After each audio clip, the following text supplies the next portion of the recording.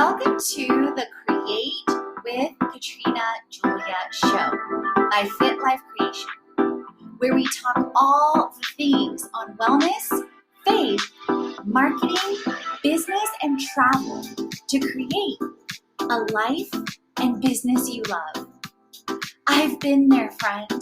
I've walked from fear to faith, self-hate to love, corporate to calling, and bondage to freedom, along with transformation in every area of my life.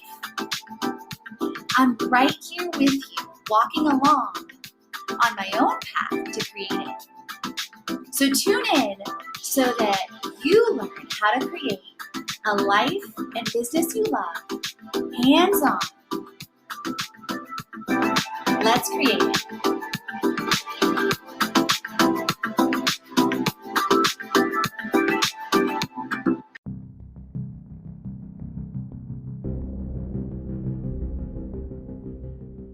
Welcome to my Creator Snapshots and a series on 2 to 7 minute segments where I share or other creators share on faith, wellness, money, marketing, business, and our travel and tips on how to create it.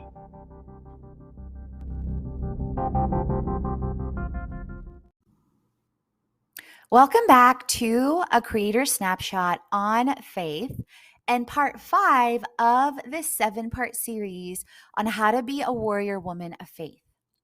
So part 5 is on a gratitude focus.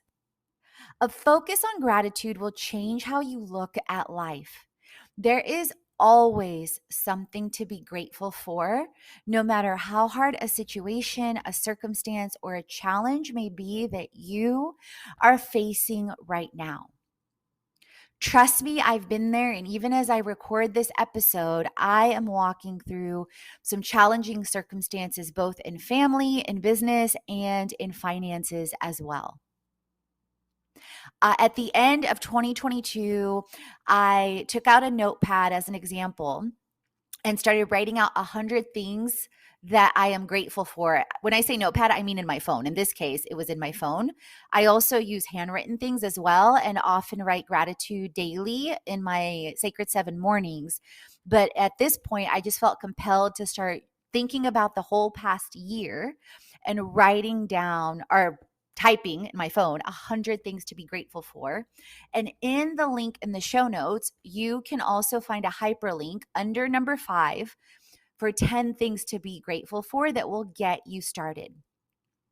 Sometimes I will think of things randomly that I'm grateful for. Other days I'll type in my phone or write them in my journal as part of that morning practice. When we focus on gratitude, we are not able to focus on lack or what we're not happy or joyful or, struggling with at the moment. Philippians 4:8 reminds us, finally, brothers and sisters, whatever is true, whatever is noble, whatever is right, whatever is pure, whatever is lovely, whatever is admirable, if anything is excellent or praiseworthy, think about such things. Many of us grew up in households or environments or homes where people would point out things that quote unquote didn't work for them or that were wrong in something versus celebrating all the things that were right, whether it was with an outfit, your look, or freely letting you be yourself, or a project or a friend or whatever the case is. So we grew up watching that many times and then modeling that and living in a world where many people also experience similar situations, but it's part of us and we have the choice to shift.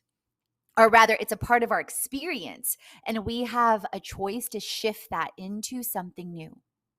While a warrior woman is aware of all aspects of life, she powerfully and freely chooses to focus on what is true, right, noble, pure, lovely, and admirable, even when it's fighting her own mindset or her own tendency or her own default.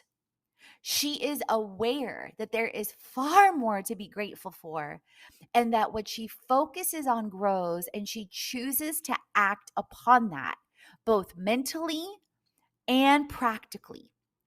Are you a warrior woman? How will you choose your focus wisely, and how will you choose to create it today? This episode and me recording this is a perfect example of this, you guys.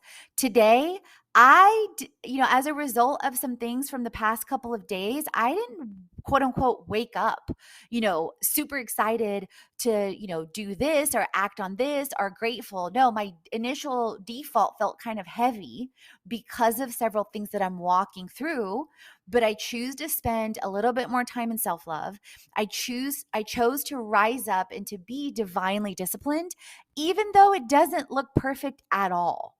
I woke up later than I wanted to. I spent a little bit more time marinating and focusing on some things.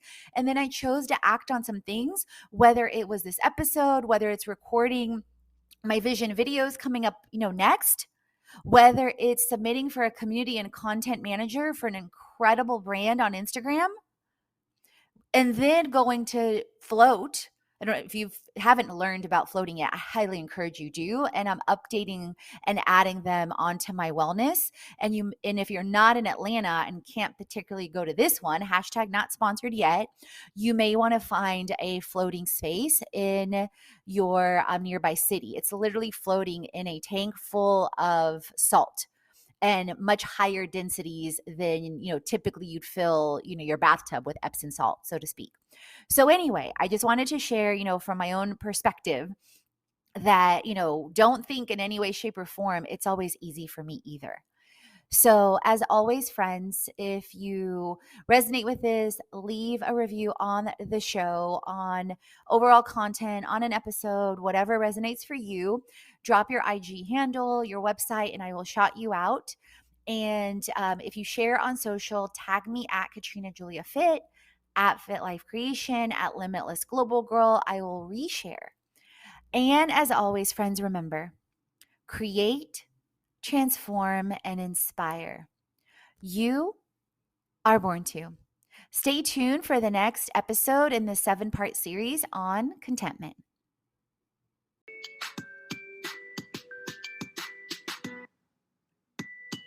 And if you would love to be featured in our creator series, take a look as a creator at the bottom of the blog post that's linked in the show notes with all the details, with the questionnaire and more. And we have features in our travel publication, our wellness publication, and Inspiring with Influence options as well. And if you